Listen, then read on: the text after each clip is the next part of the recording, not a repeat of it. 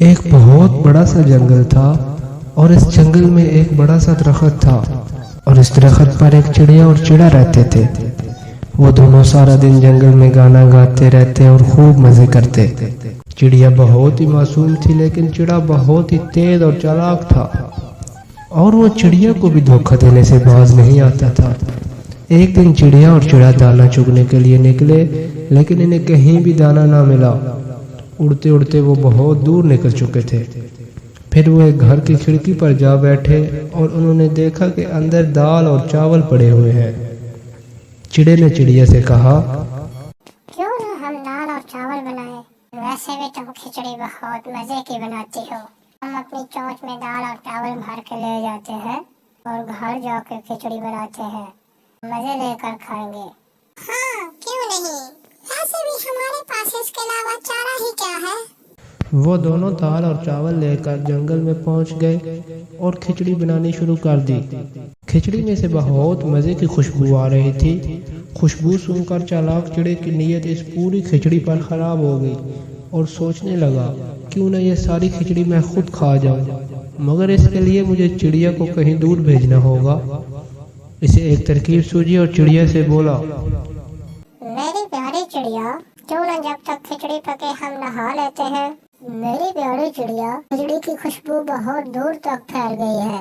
ये ना हो कि हम दोनों नहाने जाएं तो पीछे से हमारी खिचड़ी कोई खा जाए। ऐसा करते हैं, पहले मैं नहाने जाता हूँ और तुम खिचड़ी का ध्यान रखो। इसके बाद तुम नहाने जाना और मैं ध्यान रखूंगा।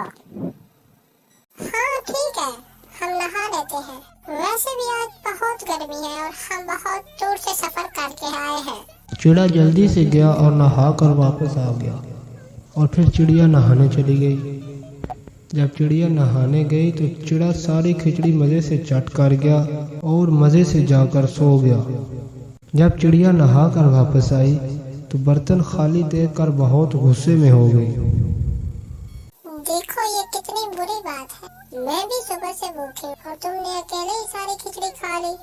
नहीं, मैंने खिचड़ी नहीं खाई। मैं तो नहाकर आते ही सो गया था। हो सकता है कोई जानवर खा गया हो। बस करो, मुझे बेवकूफ मत बनाओ। तुमने ही खिचड़ी खाई है। नहीं, मैंने खिचड़ी नहीं खाई। तो ठीक है, चलो उल्लू अंकल के पास चलते हैं। वो फैसला करेंगे कि खिचड़ी किसने खाई है। ठीक है, मुझे कोई एतराज नहीं। चलो चलते हैं उल्लू अंकल के पास।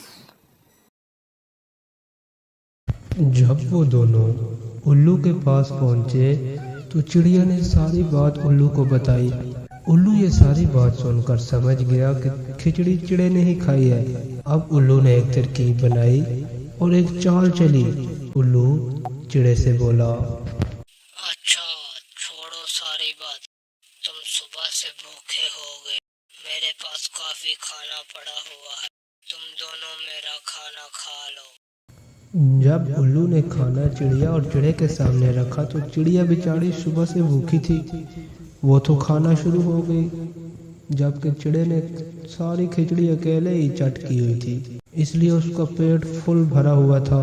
इससे ये खाना खाने ना हुआ। जब उल्लू ने देखा कि चिड़ा खाना नहीं खा रहा, चिड़े से बोला, चिड़े बेटे, तुम खाना क्यों नहीं खा रहे? उल्लू अंकल, मेरे पेट में बहुत दर्द है, इसलिए मेरा खाने का दिल नहीं कर रहा। ये सुनकर उल्लू हंसने लगा और समझ गया कि वो सारी खिचड़ी चिड़े ने ही खाई है। इसके बाद उल्लू ने चिड़े को समझाया कि ये बहुत बुरी बात है, आप दोनों को मिलजुल कर रहना चाहिए। चिड़ा उल्लू की सारी बात समझ गया और चिड़िया से माफी मांगी। हंसी खुशी वापस चले गए।